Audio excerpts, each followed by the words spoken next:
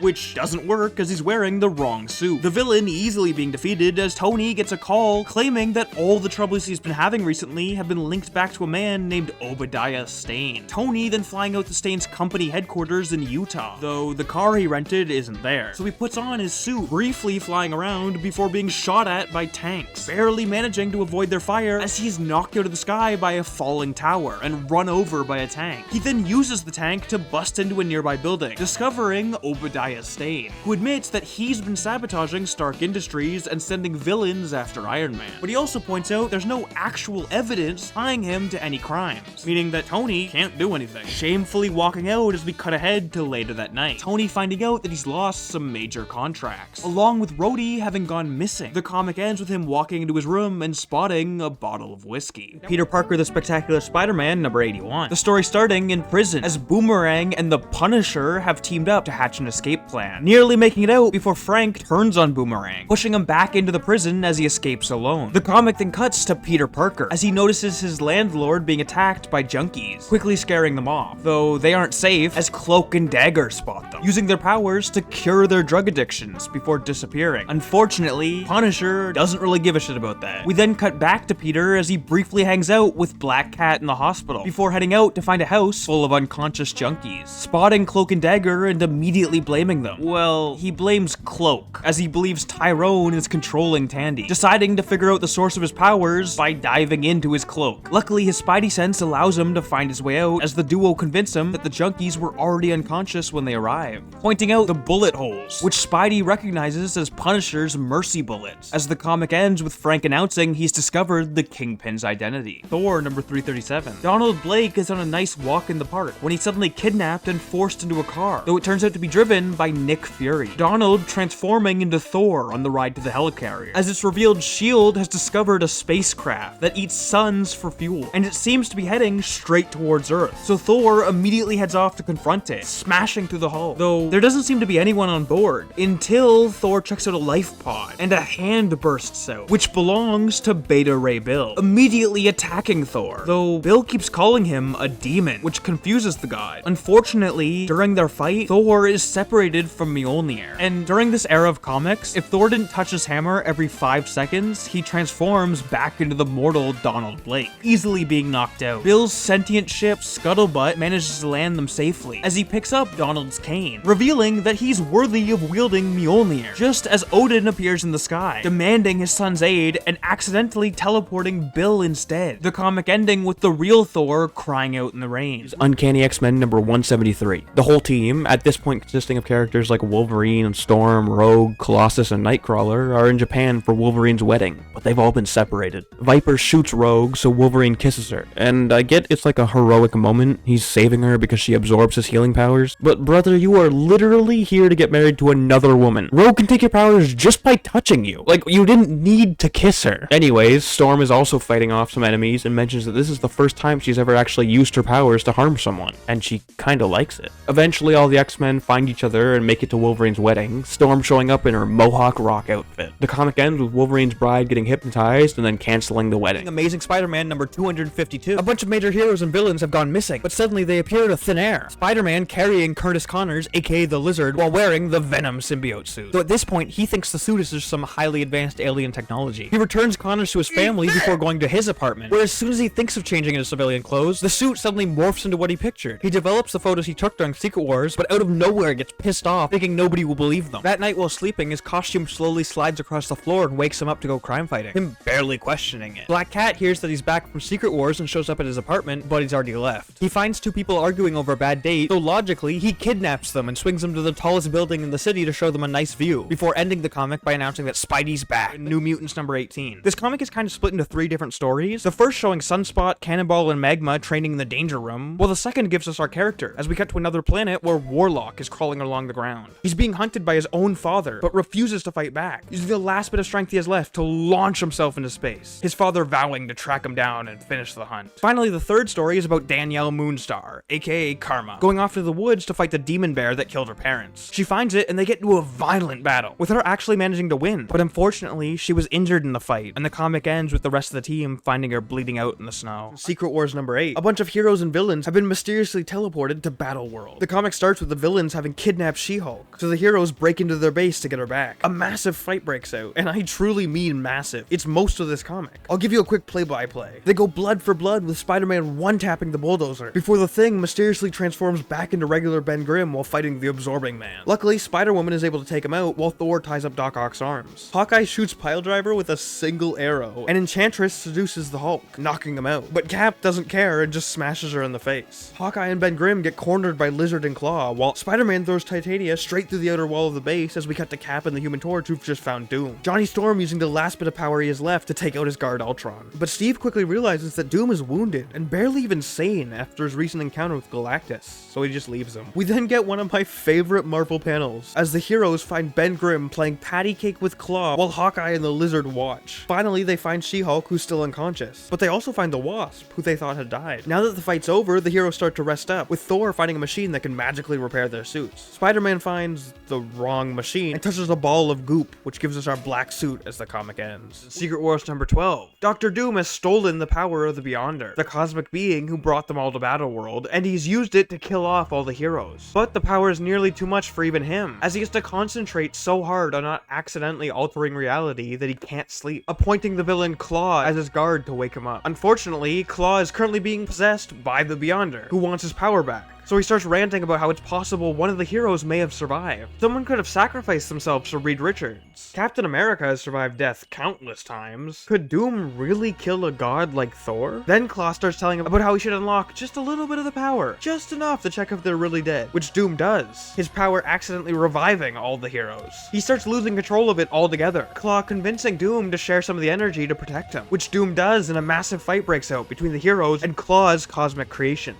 Captain America sneaks by though, and challenges Doom himself, immediately getting vaporized. But since Doom is thinking about Cap after killing him, he gets instantly revived. This goes on for a while before Cap gets close enough to realize that Doom is about to accidentally tear the universe apart, Steve offering to help take half of the power, which Doom again accepts. But the Beyonder escapes Claw's body and intercepts the transfer, taking all his power back. Claw and Doom being vaporized and finally ending the Secret Wars. Everyone starts to rest up, with Cap literally repairing his shield through sheer force of will. Finally, Reed creates a device that can send everyone back to Earth, though Ben Grimm decides he wants to stay on Battleworld, as for some reason on this planet he has control over his power, being able to swap forms at will. But he offers a replacement, Jennifer Walters, aka She-Hulk. The comic ends with them all heading home, while Ben sits alone. Web of Spider-Man number 1. Kicking it off with some criminals who managed to befriend the Vulture while in prison, gaining access to his tech once they were released, and now using it to create 4 Vulturion suits. The comic cutting to Peter Parker in his apartment, deciding to go make sure the alien suit he got from Battleworld is still safely contained by the Fantastic Four. Unfortunately, it's not, as the symbiote suddenly reveals it's been hiding on Spidey's suit, attempting to bond with him while he fights it off. The scuffle taking the duo across the entire city, where they're eventually discovered by the Vulturions, who easily kidnap him. Though luckily, none of them have really been able to test their suits. So even while fighting off his own suit, Spidey is able to take down 3 of them, using the 4th one to fly him into a church bell tower, as he realizes the only thing that's ever harmed the symbiote was Reed Richards' sound cannon,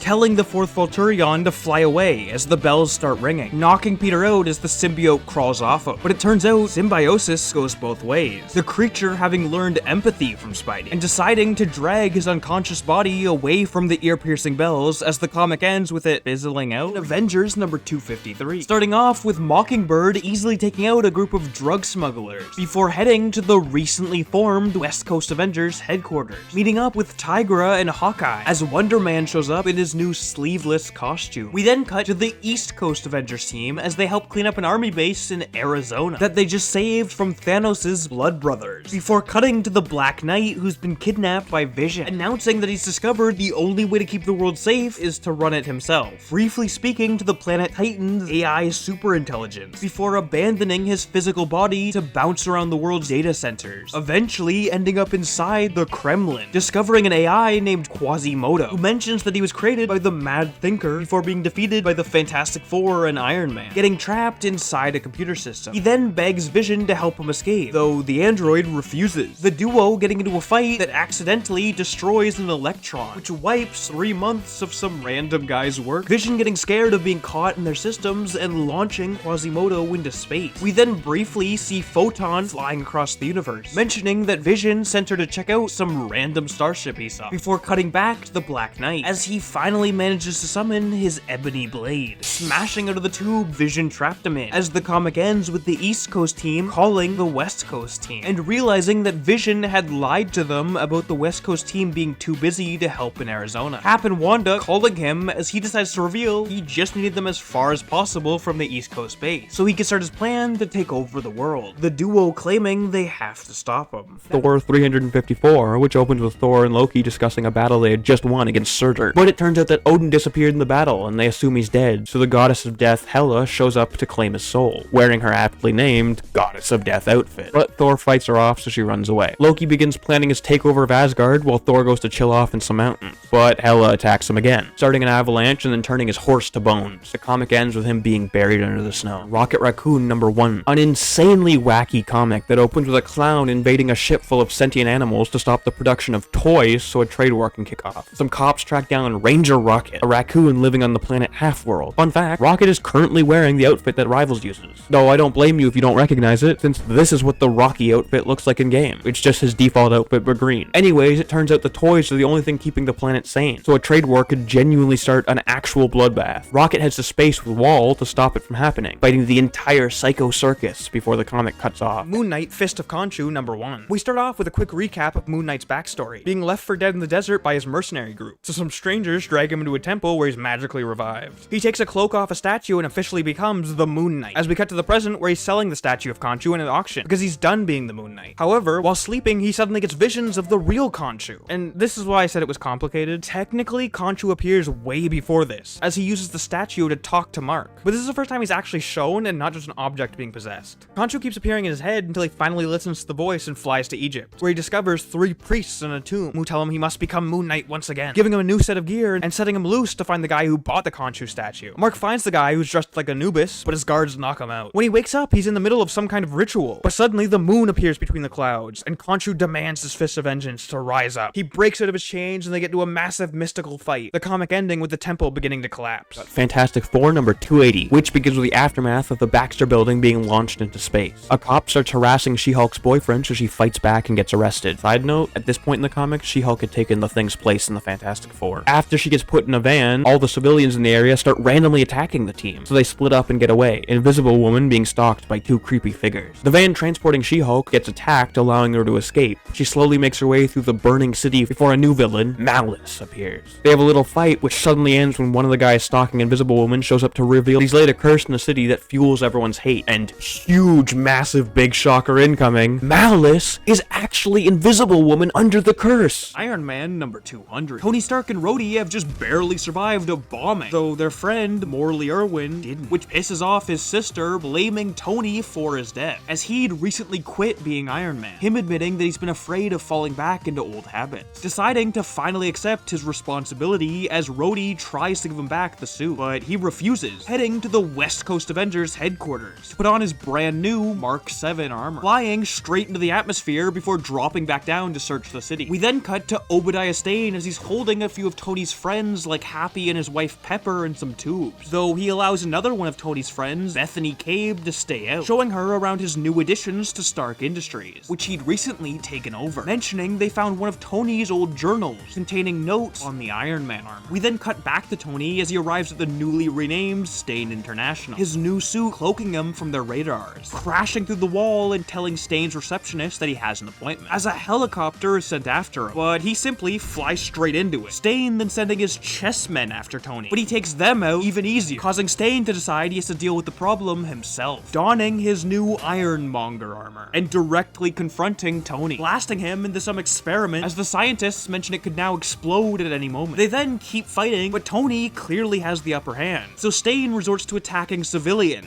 forcing Tony to save them as the machine from earlier explodes, only hitting Tony and allowing Stane to escape, though he quickly notices the new additions to his old building, finding Stane's basement which contains the hostages, the villain appearing on a screen, claiming that if Tony moves a muscle, the hostages will instantly be killed. But Tony uses his new suit to shoot the exact spot that disables all the pods, flying back out to discover Stane carrying a baby, claiming his final backup plan is to crush its skull if Tony doesn't surrender. He then instantly reacts without thinking, blowing up the building beneath them as he reveals he's figured out Stane's suit was being remotely controlled, the explosion causing it to freeze up, dropping the baby, which which Tony catches, as Stain takes manual control, but he has no practice with the suit, crashing into a wall as Tony claims it's the end of the line. Though Stain takes off his helmet, claiming that the real prize isn't winning. The real prize is your opponent having to live with the fact they lost, and he can take that away from Tony, just like Stain's own father once did. Tony getting confused as Obadiah raises his hand, before blasting his own face off. The comic ending with the guy asking what happened, and Tony simply responding, someone lost. X-Men Annual number 9, which opens with Kitty Pryde getting visions of magic battling Storm, which shouldn't be possible as Storm recently lost her mutant abilities. Wolverine deduces it's probably Loki's doing since Storm and the New Mutants, a team that includes magic, are currently on Asgard. And at this point in the storyline, Odin is still presumed dead and Loki has become the king of Asgard. Two members of the New Mutants, Magma and Cannonball, are being forced to work with Eitri the Dwarf to create a hammer that can rival Mjolnir for Loki, who is also manipulating Storm into becoming his ally by giving her semblances of the power she's lost. And she's like deep into the manipulation, because when Loki eventually kidnaps half the mutants, Nightcrawler helps Rogue escape to fight him, but Storm sees the events as an evil creature disguised as her friends attacking Loki, so she sides with him. The other half of the mutants are protecting the new hammer when they're suddenly attacked by trolls. Sadly, not even Warlock's epic Star Trek ship can save them and they lose it. Which, by the way, I just want to mention, NetEase, I beg you, please add Warlock to Rivals. I know almost nobody knows him. He wasn't even in the shitty New Mutants movie, but I would sell a good amount of my organs for the chance to play as a shape-shifting techno-alien that for some reason hangs out with a bunch of mutant Earth children. Finally, the story comes to a conclusion with Loki throwing a big party. A bunch of the mutants get free, but before they're able to fight him, he gives the hammer to Storm and she becomes the goddess of thunder, attacking the X-Men, but Wolverine refuses to fight his friend even when he's brought to the brink of death. Hela arrives to claim his soul, but watching her friend nearly die allows Storm to snap out of Loki's lies. She scares Hela off, leaving Wolverine alive, then turns to fight Loki, but he reveals he can control her hammer too. Despite this advantage, he's still not sure if he'll win, and offers the mutants the chance to leave Asgard and never return. They accept, with Storm destroying the hammer before leaving. Uncanny X-Men number 200. The New Mutants and the X-Men have just returned from Asgard. They've shown up at the perfect time too, as Magneto has turned himself into the world government, wearing his Trial of Magneto outfit. There's not really a reason given why he wears the outfit, it's just randomly what he shows up to his trial in. He's literally wearing a suit in the comic before this, and then he changes into this for the trial. The whole comic is formatted like a news report, flashing back and forth between the trial, Magneto's backstory, and a group of terrorists who are bombing random places to frame the X-Men. Eventually, the X-Men try to stop them, but two of them are mutants, using their powers to escape, leaving the X-Men standing alone at the scene of the crime. Luckily, one of their members, Phoenix, Jean Grey's future daughter, is able to track the mutant energy signature to a boat, so they attack preemptively, which turns out to have been a trap, as they just end up fighting a bunch of non-powered guards, while the two mutants attack the trial, revealing themselves as Fenris. They blast a hole in the floor, which separates them, Magneto, and Professor X from the rest of the court, though Xavier quickly realizes they have to touch for their mutant powers to work, diving at them to separate their arms, which works and they instantly run away out of fear. Now, Heart Attack fans, I didn't forget you, as Professor X suddenly has a heart attack, though, unfortunately, his alien love interest Lilandra and Cyclops' father Corsair show up like, we found the cure for heart attacks, come with us, and teleport away as the comic ends. Thor number 364. We kick it off with Thor having just been transformed into a frog by Loki, so he embarks on a Pixar-style journey to find his way home, first stopping by the Avengers mansion and trying to leave a message, but Jarvis knocks him out into the street where he has to fight off some rats, before finding our character, Puddlegup.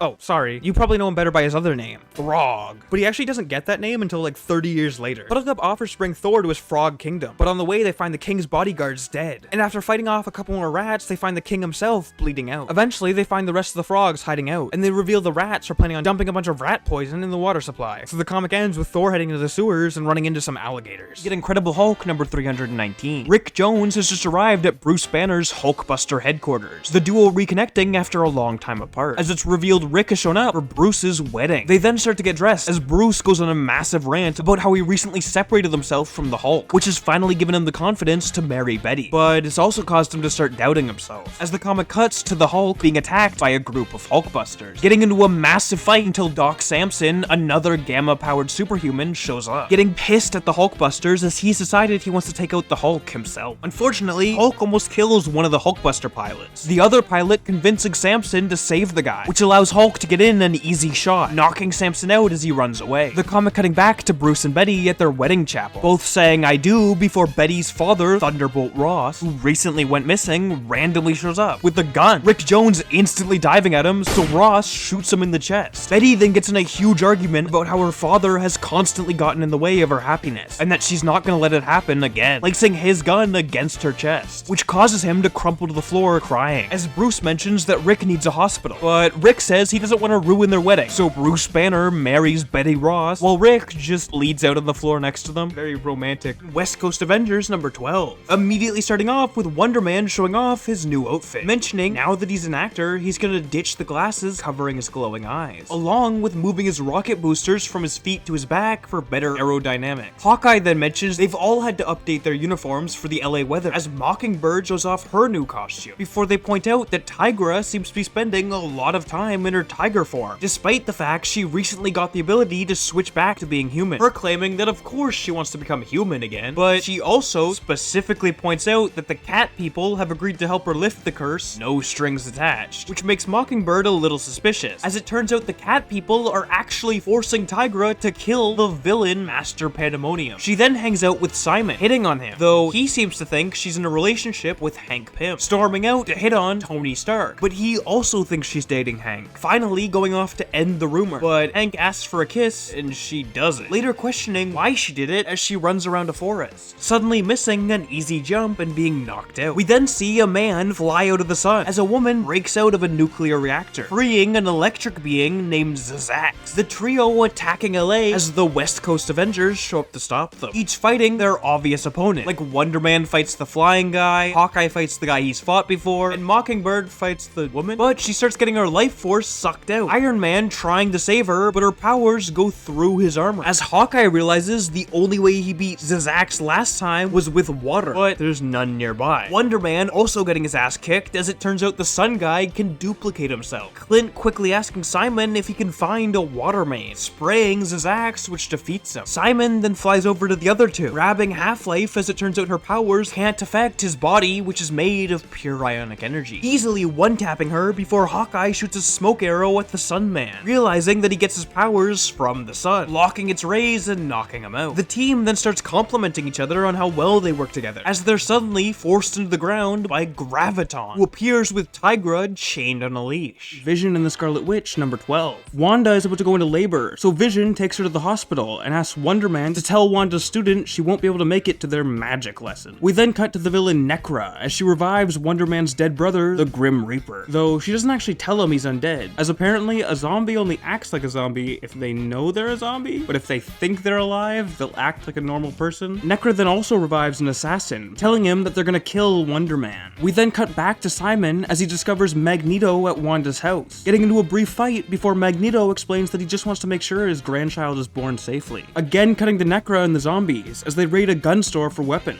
the shopkeeper actually shooting the Grim Reaper in the back, though he doesn't feel it, so Necra lies and says he missed. We then finally cut back to Wanda and Vision as their son, Tommy Maximoff, is born, though we quickly flash to Wonder Man and Magneto spotting Necra and her zombies, getting into a massive fight before Wonder Man notices the bullet hole, calling it out, which makes the Grim Reaper realize he's a zombie, turning on Necra and kissing her, which actually kills her, as apparently her power is drawn from hate, becoming stronger the more hate she feels. So the Grim Reaper kissing her overwhelmed her with love, draining her power and killing both of them? The comic ends by cutting back to Vision and Wanda, the Doctor letting them know that they're actually having twins, as Billy Maximoff pops out. Thor number 375. Loki is hanging out in his castle, pissed off that he's still not the king of Asgard, and deciding to check in on Thor, who's in Tony Stark's lab, telling him about how Hela had recently cursed his bones to be unhealable, his arm now permanently being broken, though luckily Tony is able to create a robotic cast, which gives him back control of his arm. Cutting back to Loki as he gets mad about how Thor always overcomes any problem, briefly visiting his daughter Hela, claiming she may get a visit from Thor soon, before cutting back to Thor, noticing one of his old villains, the Man-Beast, rampaging through a town, easily beating him, though after being knocked out, the Beast transforms into a random old guy, a nearby cop mentioning that he's actually the local milkman and should only be 24 years old. We then cut to Asgard as Heimdall talks to the Enchantress, who's currently depressed as her partner, the Executioner, recently died. Heimdall carrying her outside where Baldur questions them. Heimdall explaining he's gonna help her forgive herself, as Baldur asks if he can help. Enchantress muttering no before we cut back to Thor, fighting another one of his old enemies, the Wrecker, quickly beating him as he also turns into a random old guy. Thor realizing that someone is transforming innocent civilians into copies of his classic villains. As we cut to Loki talking to a group of frost giants. Well, actually, they're not so giant right now, as Baldur had shrunken them. Loki striking a deal with their leader, Grundroth, to restore them to their normal size if they help him. Loki then starts spying on Thor as he finds the Absorbing Man, deciding to go easy on him as he's scared of hurting the innocent civilian. But Loki mentions that this is actually the real Absorbing Man, and he's prepared to kill Thor. Fantastic Four number 300. Johnny Storm has just burst into the Daily Bugle offices, pissed off that they put his upcoming wedding to Alicia Masters on the front page, though Robbie refuses to remove it. As we cut to the Thing, depressed that his ex-girlfriend is now marrying Johnny, and just pacing back and forth on Yancey Street. So the now grown-up Yancey Street gang decide to start messing with him, which actually ends up giving him a confidence boost, before we cut to his ex Alicia trying her dress on, though a photographer sneaks into the room. So She-Hulk throws them out as Sue sneaks them out past the rest of the reporters. We then cut for a third time to Alicia's father, the Puppet Master, who's planning to attack the wedding as he doesn't want Johnny to be with her. Though suddenly the Mad Thinker shows up, asking for a team up, but the Puppet Master refuses as the Wizard drops down from the ceiling, convincing him to join them as long as they don't hurt his daughter. Him quickly pulling out a puppet of Franklin Richards, using it to spy on Johnny and discover the wedding's location. As we cut ahead to the wedding, where Ben decides to have a conversation with Alicia about how they used to date, the Puppet Master listening in before the ceremony begins, starting to pull out the Thing's puppet so he can crush the groom's skull, as Johnny Storm marries Alicia Masters. Well, technically this isn't actually Alicia, it's a Skrull just pretending to be her, but it's not revealed until years later, and nothing else happens, as he tearfully puts the puppet back, before we cut to the Wizard and Mad Thinker, suddenly being attacked by Dragon Man, and realizing the Puppet Master is controlling it, as the Mad Thinker is ripped in half, though it turns out he was just controlling a robot duplicate, distracting Dragon Man as the Wizard escapes. The comic ending with Puppet Master throwing his bag of puppets into a fire, which I get is supposed to represent him giving up being a villain and everything, but his puppets literally control these people, so wouldn't incinerating them cause everyone to feel like they're burning alive? Also, Doom sends them flowers, with a note claiming that they'll have peace as long as the flowers bloom, which probably won't be long as they're already cut. Classic X-Men number 12. Magneto has recently been turned into a baby, and then rapidly aged back to adulthood, which has mentally fucked him up, forcing him to relive his entire history, starting off in Auschwitz, right after the Germans have lost World War II. Magneto saving a woman named Magna from some guards, before escaping in the chaos, desperately trying to survive in the woods until they find the village, deciding to live there, eventually getting married, and having a child named Anya. They then decide to move out of the village and into the city, where Magneto ends up being underpaid for his work, somehow magically lifting a crowbar and nearly killing his boss in anger. Unfortunately, before he can fully understand what happened, he finds the inn his family is staying at on fire, saving Magna, but some cops start beating the shit out of him for attacking his boss, forcing him to watch as his child burns alive, suddenly shooting lightning out of himself to incinerate the cops, which ends up terrifying Magna, causing her to run away, as he finally wakes up in the modern day, spotting a nearby building on fire and using his abilities to save the people inside, telling them to let the world know that the terrorist Magneto saved them. West Coast Avengers number 25.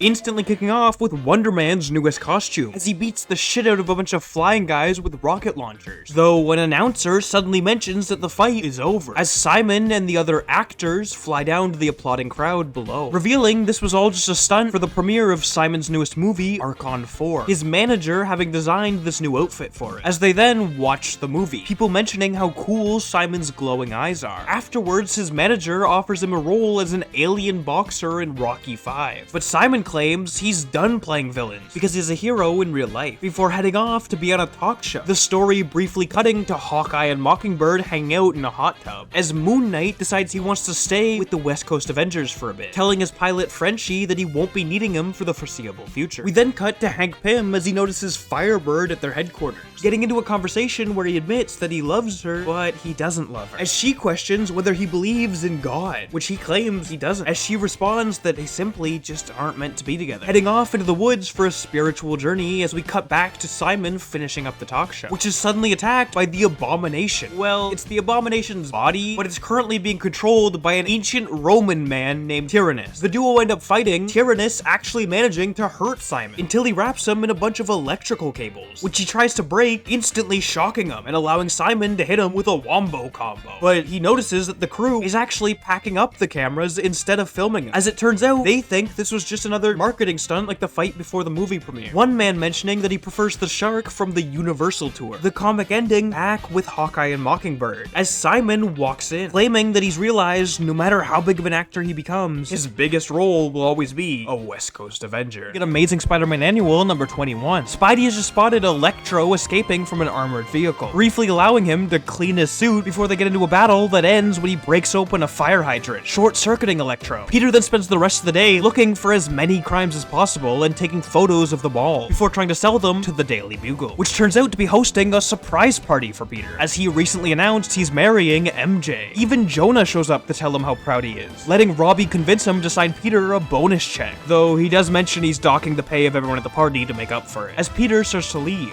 running into his ex, Betty Brandt, who mentions that her husband Ned will be attending the wedding, which kinda freaks Peter out since Ned died weeks ago. He then uses the check to buy MJ's wedding ring, the two of them having dinner together as she suddenly gets a call from one of her actor friends, Bruce, begging her to reconsider her marriage, but she refuses before heading out to pick up her dress. Though while walking out of the building, a random man tells her to get into a Lamborghini and listen to a tape, which turns out to be from Bruce, asking her to come with him to his villa in France. As we cut to Peter meeting up with Aunt May, looking through a photo album before MJ shows up with her on, the duo announcing they're getting married before immediately leaving, MJ getting back into the Lamborghini, though this time there's a man in it with her. Peter spending the entire night wondering what she could be doing until 1 a.m. when she shows up at his apartment, asking him to take her to his private thinking spot, which turns out to be on the top of the Empire State Building. But MJ accidentally points out the bridge Gwen Stacy died on, which kinda derails the moment, both heading back to their apartments. Peter spending the entire night staring at a photo of Gwen. The next day he meets up with Flash Thompson in the hospital, asking him to be his best man, which he accepts before announcing they're having a bachelor party. But before that, he gets dinner with MJ, nearly asking her if they should cancel the marriage, but she accidentally interrupts him with a picture of her wedding gown, which causes him to change the subject, cutting ahead to his bachelor party that only Flash and Harry showed up to, bringing up his doubts to them, though Flash says that every relationship he's ever had has gone terribly, mentioning that if Peter has a shot at true love, he has to go for it. The comic cutting to MJ's bachelorette party as a bunch of her co-workers start asking her to marry them instead, turning them all down as we cut back to Peter having a nightmare about an army of supervillains arriving at his wedding and being unable to save MJ, then waking up and deciding to go to the bridge Gwen Stacy died on to think, at the same time that MJ gets into Bruce's Lamborghini. We then cut ahead to the next day as the guests arrive at the wedding, but both Peter and MJ are missing, so a Lamborghini suddenly pulls up, dropping off MJ as Peter comes rushing down the street. Everyone heading in as Peter Parker and Mary Jane Watson are officially married. The comic ending with Peter mentioning that it sucks they can't afford a honeymoon, as MJ whips out 2 plane tickets to Paris, along with the keys to Bruce's private villa. Silver Surfer number 4. Norrin has been injured, and Mantis is helping him heal before they head off to confront the Elders of the Universe, a group that contains characters like the Grand Master, Gardener, and Collector, though for some reason she decides to lore dump her entire backstory to the Surfer, explaining that she fell in love with the Swordsman, did some training, fucked a tree, went back to her home planet, gave birth to Qua, and then raised him until she decided he was ready to be alone. So now she's back to hanging with superheroes again. Eventually, they arrive at the Elders' meeting place, listening in on their conversation and discovering they want to kill Galactus. But before they're able to escape with the info, it's revealed the planet they're on is Ego, the living planet, ratting them out and getting into a massive fight before the Surfer starts setting off volcanoes as a distraction so they can get back into space. Fantastic Four number 306. Captain America has just taken down the Power Broker and saved one of his employees, Sharon Ventura. She also happens to have a bit of a past with The Thing, as they were both briefly wrestlers together. Cap is dropping her off in New York before heading to Washington. We cut to Ben Grimm though, who's also roaming the city with the Inhuman Crystal, when suddenly they're attacked by Diablo and his elementals. They manage to overwhelm the duo, but the rest of the Fantastic Four show up to help, though they also get beaten pretty easily. Out of nowhere though, Sharon sucker punches Diablo in the back of the head, causing his elementals to disappear, saving the team. Sharon starts to vent to Ben about all the troubles in her life, and he decides she can join the Fantastic Four under her wrestling name, Miss Marvel. Alpha Flight number 56, which if you haven't heard of them, they're basically the Canadian Avengers. Vindicator and Sasquatch are currently inside of their teammate Box, who's like a robot who can absorb metal to become bigger robots. He's just absorbed a massive amount and transformed into a rocket ship capable of warping through space faster than light. Box wasn't really prepared to deal with going that fast, so he's gone completely insane. And if it couldn't get any worse, they're also taking care of a mutant child Goblin, who has the ability ability to swap dimensions with her twin sister Laura. Normally, Laura is the one in the real world, but Goblin switched to protect her from Box. We get our character in that other dimension Laura is trapped in for one single panel, as the Dream Queen is watching her wander around. We cut back to the team as they found Box's brain, which turns out to have a tumor on it. Goblin starts wailing at it, but it ends up doing more damage than good. But luckily, they were also hanging out with a doctor when Box went crazy, so he's able to direct Vindicator on how to safely remove the tumor, saving their friend. With Iron Man number 230, kicking it off as General Meade shows a simulation of the US Army's new armor based on Iron Man. Quickly cutting to Tony Stark, as he discusses with Rhodey how Justin Hammer had recently stolen and then sold his Iron Man designs, which caused Tony to track down everything containing his tech to destroy it all, which ended up getting him kicked out of the Avengers and led to the villain Titanium Man's death. Tony desperately wanting to crawl back into a bottle, though he stops himself. The duo heading to Stark Industries to find the final remaining piece of his tech, which turns out to be in the firepower suit that General Meade was developing. Briefly cutting to them testing it out, as Tony heads to an old space station of his that AIM had infected with an airborne virus, using its satellites to figure out Firepower's location. Before he can directly confront him though, Senator Boynton shows up at Stark Industries, mentioning how Tony had publicly fired his bodyguard Iron Man, asking for his help to lead his former employee into a trap, which Rhodey laughs about afterwards, claiming they just gave away their plans. But Tony says he's still going regardless, flying in on Rhodey's helicopter to convince the army that both Tony and Iron Man are there. Unfortunately, the firepower suit lives up to its name, shooting Tony with an unrelenting barrage of missiles, before getting in close and beating him hand to hand. Tony fleeing back to the helicopter, as Rhodey announces that Iron Man has taken them hostage, but he quickly realizes the army is still getting ready to fire their weapons. Cutting to Iron Man flying out of the helicopter, as Firepower launches the giant missile on his back, blasting apart Tony's armor as the comic ends. New Mutants number 65, which picks up immediately after the main X-Men team has seemingly just sacrificed their lives to close an evil portal. Magik is pissed off because Colossus was her brother. She vows revenge on Forge, the mutant who opened the portal, and teleports to Limbo, a dimension she rules over and gets most of her powers from. In Limbo, Magik is able to retrieve her Soul Sword, a weapon that gives her control over the dimension as long as she leaves it inside Limbo, because removing it allows the demons within to start gaining power of their own for some reason. But when she picks up the sword, she's transformed into wearing the sick Eldritch armor, so probably a good trade-off. They teleport back to Earth and find Forge with Freedom Force, a bunch of X-Men villains like Mystique, Blob, and Pyro who've made a deal with the government to become heroes. They have a huge fight and Magik nearly kills Forge, but Cannonball stops her. The comic ends with Destiny, one of Freedom Force, having a vision of demons from Limbo attacking Earth, while Magik continues to try to kill Forge. The Amazing Spider-Man number 437. Peter is out swinging around town when he spots a random guy being mugged, quickly saving him before swinging away, though we actually follow the guy he saved,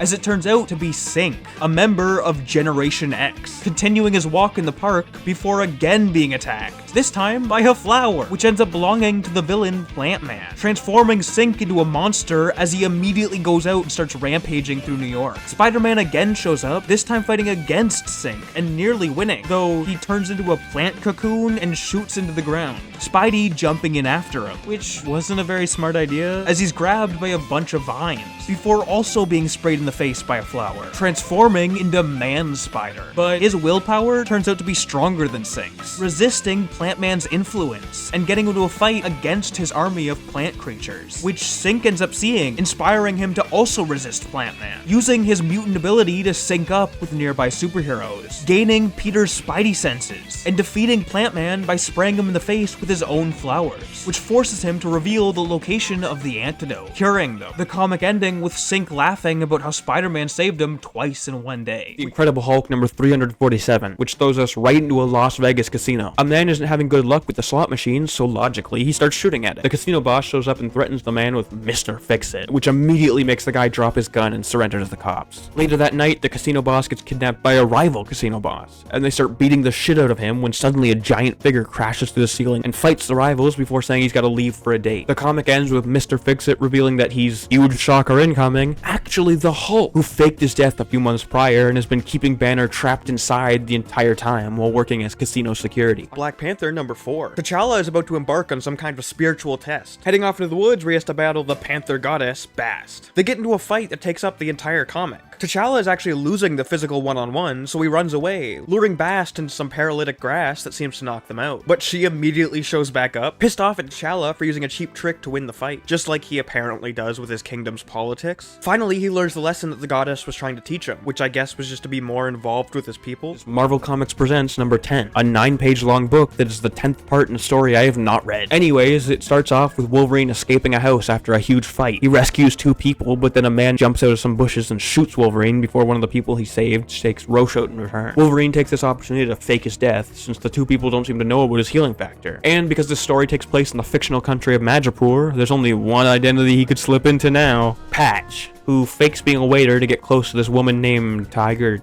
They have a 1-panel long fight, then both cut their wrists open, mix the blood, and make out? Thor Annual number 14. Loki has just taken over a dark wizard's castle, deciding he'd like a wife to share it with, and finding a random woman named Sigyn, flying off to meet her. Though unfortunately, she's already engaged to one of Odin's warriors, Theorik. But despite the fact his wedding is in 3 weeks, Odin sends him on a mission to scout around Asgard. Loki taking the opportunity to bribe the Emperor of Trolls, Gyrodr, into killing the scouting party so Loki can pretend to be Theorik, returning to Sigyn as we cut ahead to their wedding, though he immediately drops the disguise, everyone freaking out as Odin tries to cancel the marriage. But Sigyn denies it, claiming that she needs to remain faithful to their traditions, Odin declaring her the goddess of faithfulness as he exiles Loki, announcing that he can't return to Asgard until he proves himself worthy of her love. Uncanny X-Men number 256. It starts with the Mandarin meeting with an employee of the organization, the Hand, who offers him a new weapon to fight against Iron Man. We then cut to a flashback showing the childhood of Brian and Betsy Braddock, 2 siblings who will eventually go on to become Captain Britain and Psylocke respectively. Everything is seemingly normal until Betsy's fairground ride becomes a real plane for a second. Then the employees give her a ring that's not hers. Later, her play fight with Brian becomes a real gladiator duel. Afterwards, they find a second ring on the ground. It flashes to around modern day. She's driving with a deceased member of the New Mutants, Doug Ramsey, before they head into a store owned by the villain Mojo, where she gets a 3rd ring. Then he starts altering her skin to turn her into a completely different woman. At this point, it's pretty obvious something's not right. Psylocke mentions to Storm that she can't feel anything, and we're shown the Mandarin standing in front of a giant tank containing Betsy. He mentions they have a mutant telepath trying to mentally alter her memories in order to make her loyal to them. We cut back to her view, and she's realized the rings contain power, so she starts killing her own friends to collect more, before heading to fight her own brother. But he's just been killed by Slaymaster, a deceased villain who was pretty big in Psylocke's early years. During these fights, we finally get her outfit for this comic: vengeance. Eventually, she defeats him, collects the last 2 rings, and is finally directly asked to submit to the Mandarin. She refuses and kills him, but then when awakened from the tank at the end of the comic, seemingly submits to the Mandarin. Uncanny X-Men number 266. Storm has just been trapped in the body of a child, though she doesn't really seem to care, as she's broken into a penthouse to steal back some stolen paintings. Unfortunately, encountering the Shadow King, who sets his human hounds after her. She doesn't really have much control over her powers at the moment, so she decides to run away instead, eventually discovering Gambit, another thief trying to steal the paintings, who throws a spike at the hound, which suddenly explodes, saving Aurora. The duo teaming up to distract the Shadow King, while Gambit calls the cops to report their own heist, jumping off the building and parachuting into a junkyard. The comic ends by cutting to Mystique, as Val Cooper shows up, the Shadow King having ordered Val to kill her, Raven mentioning that the future-seeing mutant Destiny saw this moment coming, simply standing there as Val opens fire. Uncanny X-Men number 269. Rogue has just dived into a mysterious portal known as the Siege Perilous to escape Master Mold, her entire body being torn apart and rebuilt atom by atom, suddenly appearing in the X-Men's Australian base, though she quickly notices Val Cooper on the news announcing that Mystique has just died. Rogue panicking and trying to fly out the window, but she ends up falling, realizing that the X-Men's base has been taken over by the mutant-hating Reavers. And if it couldn't get any worse, Miss Marvel appears, pissed off that she spent the past few years stuck inside Rogue's mind. As it turns out, the Siege Perilous had separated them, Rogue immediately running away, discovering the mutant Gateway, though he won't respond to her, so she steals his powers, along with his skin color, which I don't think she's ever done in any other comic, which allows her to open a portal that Carol slips into at the last second. The comic then briefly cuts to a Shi'ar spaceship, as Lila Cheney gets into a fight with the guards, causing them to blast a hole in the ship, which she dives out of. Using her powers powers to teleport away as we cut to Miss Marvel, who ended up on Muir Island, though Moira and the mutants just start beating the shit out of her, Legion apologizing before being torn apart by the Shadow King, who tries to reach into Carol's mind, before we finally cut back to Rogue, the portal having sent her to the Savage Land, ending up completely trapped there as she no longer has Carol's flying powers, losing track of time as we get our Savage South skin. She eventually goes searching for Kazar, discovering a destroyed village the X-Men once saved,